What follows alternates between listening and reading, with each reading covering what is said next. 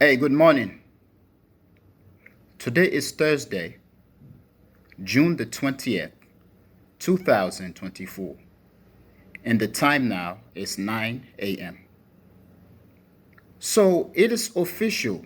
Uh, I know that I'm late as well to the discussion, and once again, it is because I had other commitment, so I couldn't make a video or a program about the election result in South Africa. So it is official that the election result had long come out, and the ANC basically lost their majority position or their majority rule. And it is a very interesting development because the fact that the ANC, okay, the party of Nelson Mandela, uh, following the end of apartheid, or at least symbolically to an extent, had been the ruling party, had basically enjoyed the majority position in the South African government or parliament for about 30 years now. And finally, after 30 years, the ANC basically lost its majority position in the South African government. Now, that can be problematic, and I think it is going to be problematic because despite what the ANC had been through, whether we are talking about the corruption or other situation, the ANC has been the galvanizing force, okay, in terms of its ability to project oneness in terms of the South African domestic or international affairs. The fact that South African ANC now has to share power, form a coalition, that could be sentiment out there in which the ANC basically will be ineffective to an extent because now it is being pulled apart in various ways. I know the DA, the Democratic Alliance, is now the second party, the second largest party in terms of the vote in the South African Parliament, and that it is also okay has been the main opposition force to the ANC. Now, the Democratic Alliance, it is said that it is a party that is a fusion of various sectors of the South African society. However, it is also a party which has fusion of the remnants of the apartheid elites within that party. And these are people that are basically championing the idea of free markets and all that sort of stuff. Things that could benefit or will benefit the white elite, but basically deviating from the position, the responsibility of the South African government in terms of its ability, its willingness, and the carrying out of its function to uh, uh, uh, to basically deliver for the people, especially the majority of the people, the African people. Yes, in this case, I mean also the majority of South African society, the poor, the powerless, the weak, and so on. And then you have the remnants of the apartheid elites that basically are a fusion of the DA, the Democratic Alliance. That could create a problem for the ANC in South Africa in the long run. And looking at the way international relations is being practiced, looking at Western countries' belligerence towards South Africa, especially dealing with the fact that South Africa's ANC refused to criticize or to uh, uh, leave Russia, okay? Refused to denigrate Russia as a result of its invasion of Ukraine and the war in Ukraine. The fact that the ANC South Africa basically took Israel to court to the ICJ, which now there is a whole idea of an application being filed by Karim Khan, the prosecutor of the ICC. And let's say that goes through and Netanyahu is arrested and put on trial and he's found guilty.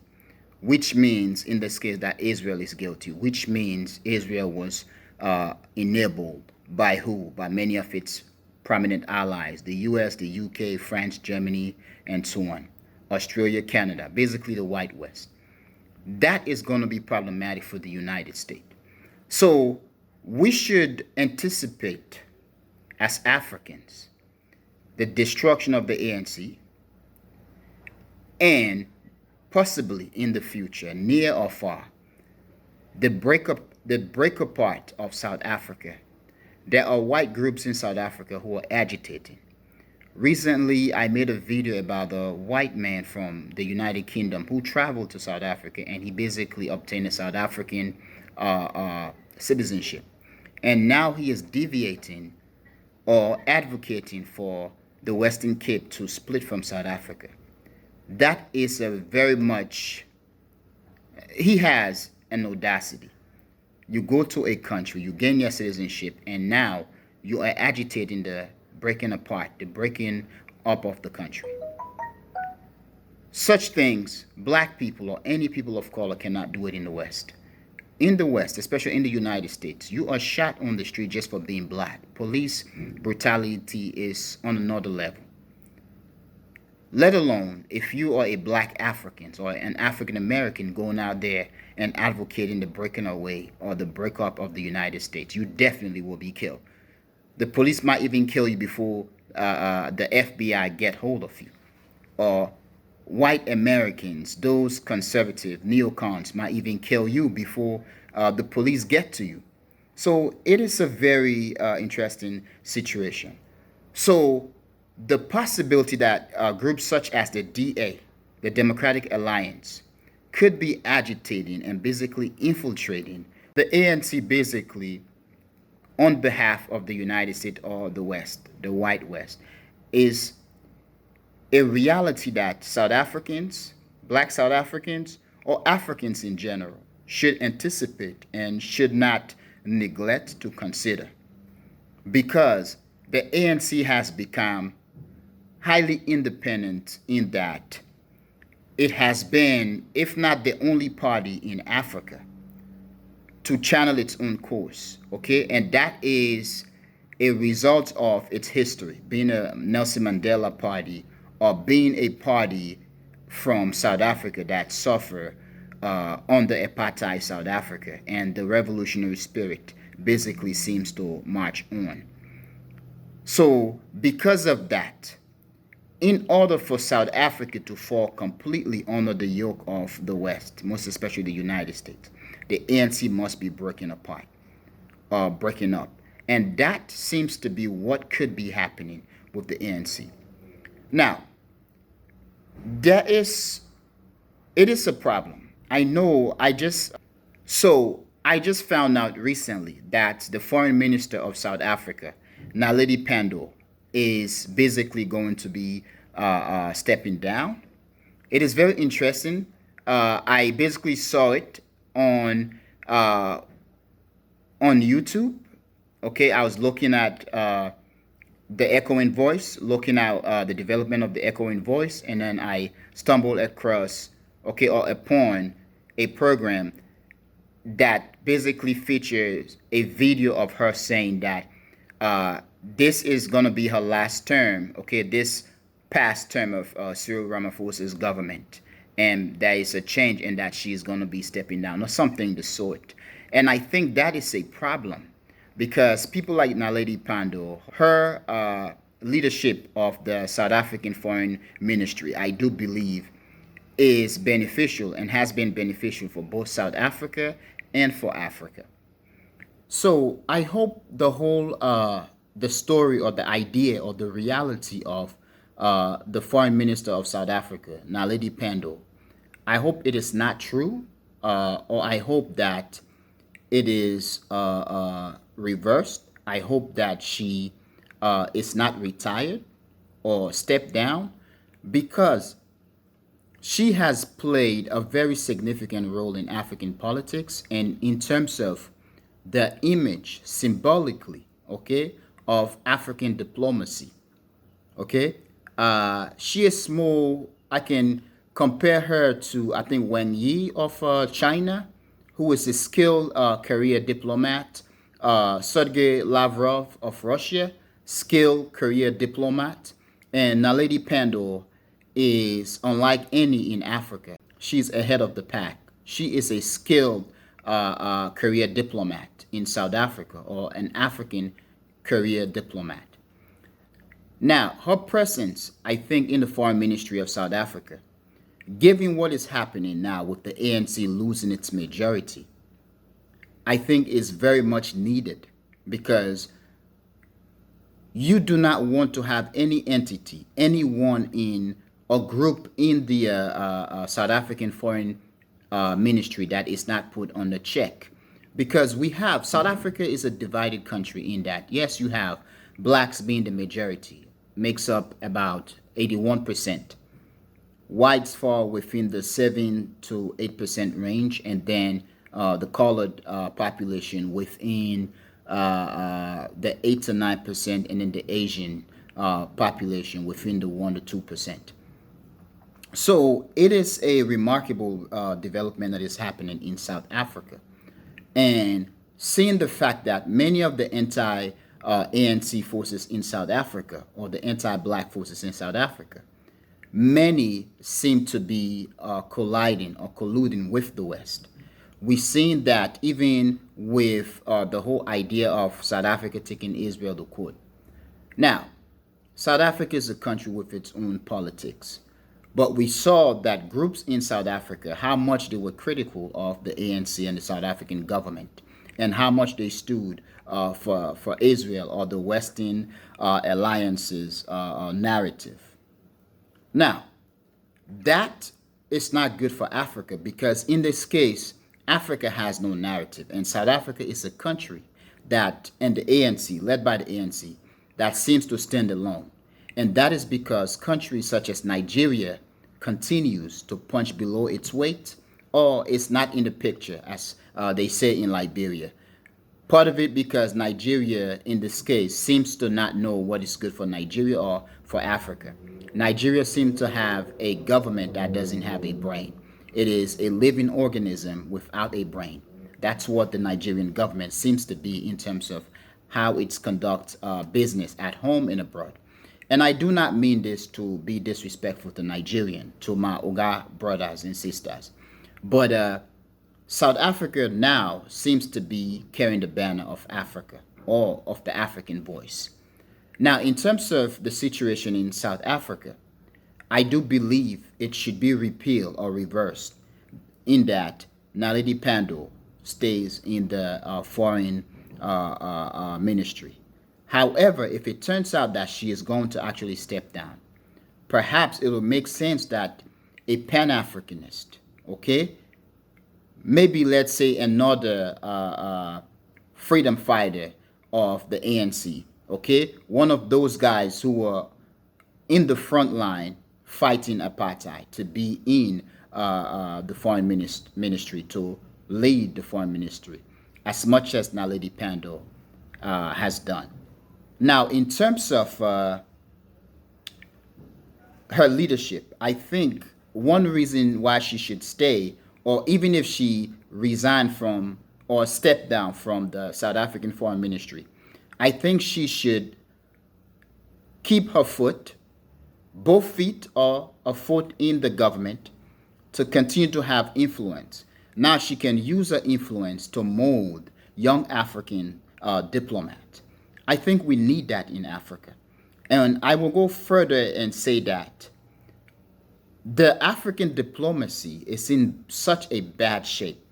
We are not training the young people in Africa. And one thing that I will say, all the African countries, most especially the black African countries, need to work together and create an institutions or an institute for the studies of leadership. Okay? Let me just say something like that. An institute of leadership. In this case, it basically allowed African nations without the resources to still partake in a conference, in an institutions where they are able to send certain assign number of young men and women to go and study leadership and diplomacy every year.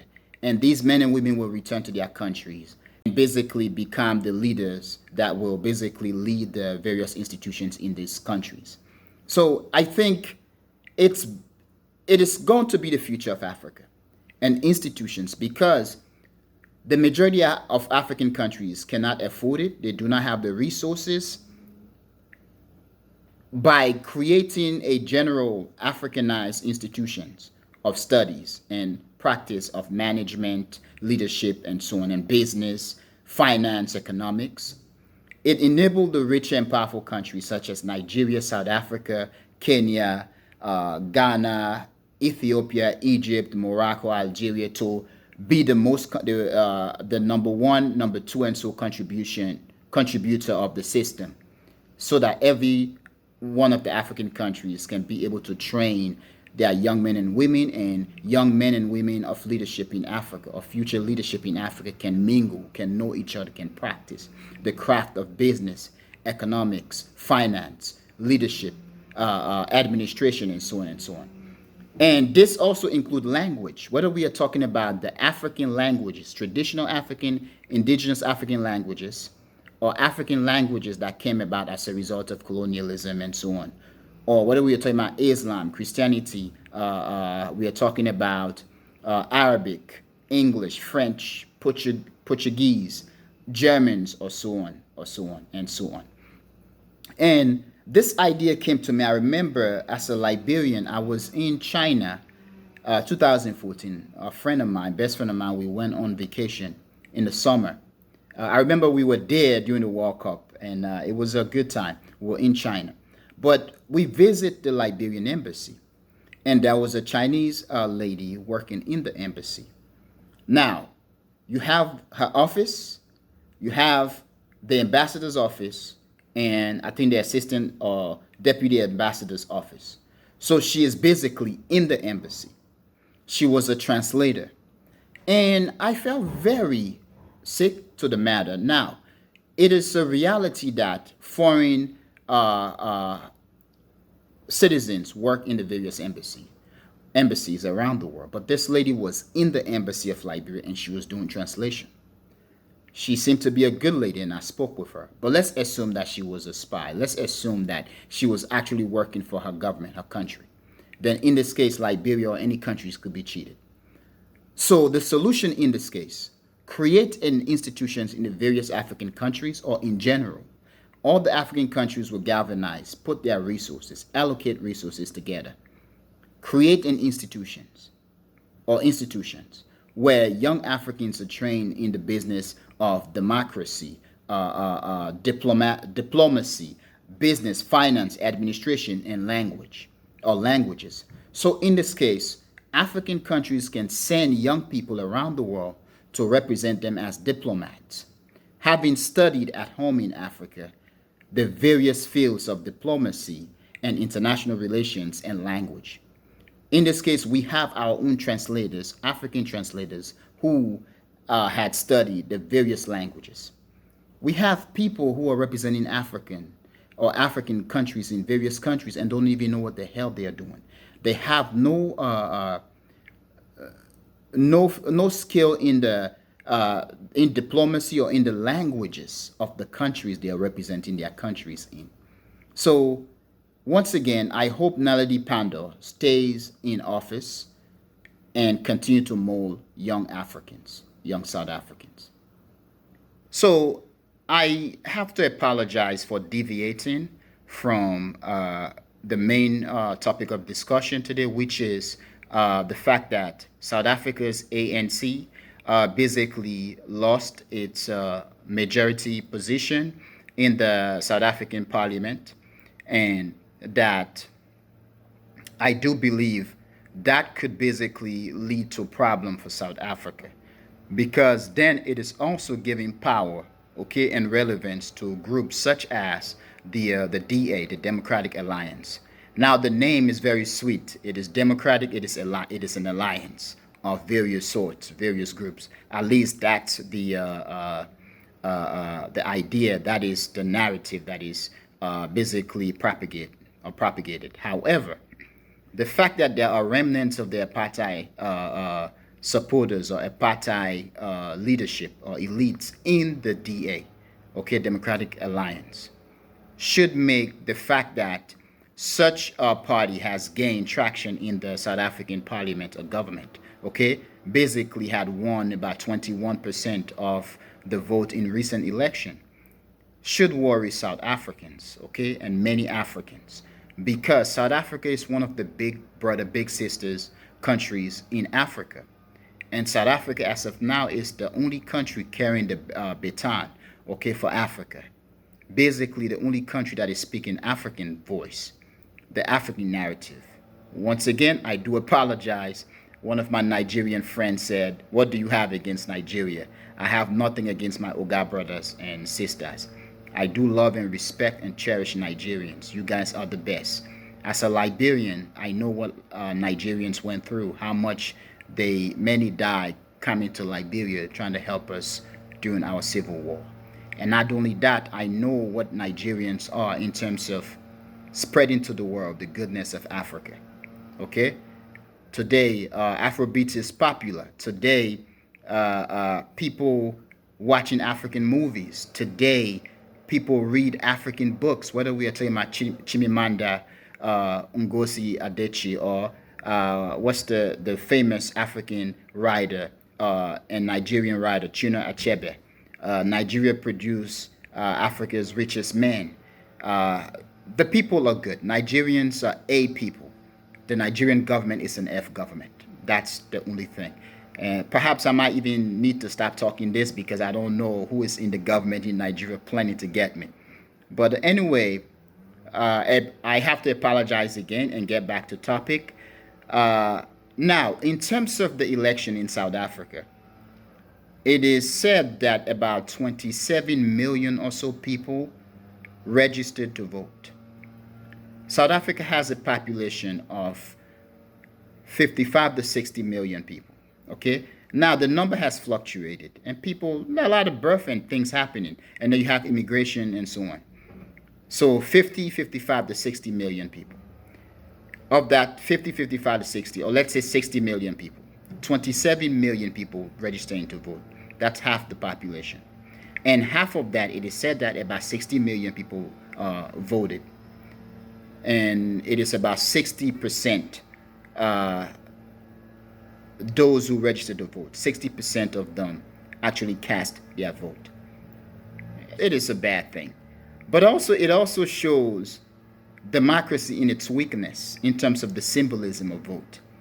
Because people do get it, and Africans are pissed. Despite what America may say, I know India also brags or boasts of being the world's largest democracy. I don't think there are any country in the world that is more democratic as African countries. Yes, you may hear all the nonsense about dictatorship. Africans, we are so democratic that PMs go onto the floor of the parliament and curse at each other's moms. That's how democratic we are in Africa. We go by the book of democracy, and it results in nothing. So the people of South Africa, I believe, get it. We go out to vote. What comes out of it? Nothing. We vote people in power, and corporations and foreign countries, powerful countries, get the benefit of whoever we vote. So people do got it. Perhaps that's the reason why only 16 million out of the 27 million registered voter actually cast their vote. Now, in terms of the result, it is said that the ANC basically lost its majority position and basically was able to get just 40.18% of the vote in the recent election. The Democratic Alliance basically came close with about 21.81% vote. Once again, the ANC got 40.18% of the vote. The Democratic Alliance got 21.81% of the vote. And then Jacob Zuma's party basically got 14.58% of the vote. Once again, Jacob Zuma's party got 14.58% of the vote. Now, Jacob Zuma is an old man, an 82-year-old man who was basically forced out of the presidency because of corruption and other things. It is interesting that now he is making threats to, once again, he did file a case or whatever to repeal the election result. And he has vowed to basically be a strong opposition to the coalition government that Cyril Ramaphosa has been cultivating with the DA, the Democratic Alliance, and other party. With Jacob Zuma, it begs the question, why is that Africans continue to allow old people to be relevant in this case? Now, old people are relevant in Africa in that we have to respect and cherish them for their experiences, their ages, and so on. Jacob Zuma vowing to be an opposition also begs the question, are you being an opposition for the sake of being an opposition? What are you planning or hoping to achieve in terms of your activity to be an opposition of the ANC, the DA, and other? Perhaps the ANC is much more corrupt than we think of, than we can say in terms of Jacob Zuma's presidency. Perhaps the DA is trying to come fully to subjugate South Africa. Perhaps Jacob Zuma and his party could be the savior that South Africa and Africa needs. But for what is happening, I do believe, even by him misbehaving and being pushed out of the ANC and forming his own party, it's a way that it is doing nothing but breaking away or breaking apart South Africa and Africa. So this is a very significant story of the disunification or the disuniting of Africa. Okay? I hope what Jacob Zuma wants to do in terms of his opposition, if it's being done with bad intent, I hope it doesn't come into fruition. If it is being done with good intent, I hope to one day say, yes, Jacob Zuma, he might have misbehaved, but he then emerged as the future of Africa, as the hero of Africa. But again, I hope the ANC can reform and continue to maintain the position that it has maintained in South Africa and continue to maintain strength and lead Africa. But I'm going to end there. Thank you very much for watching The Echoing Voice. Peace.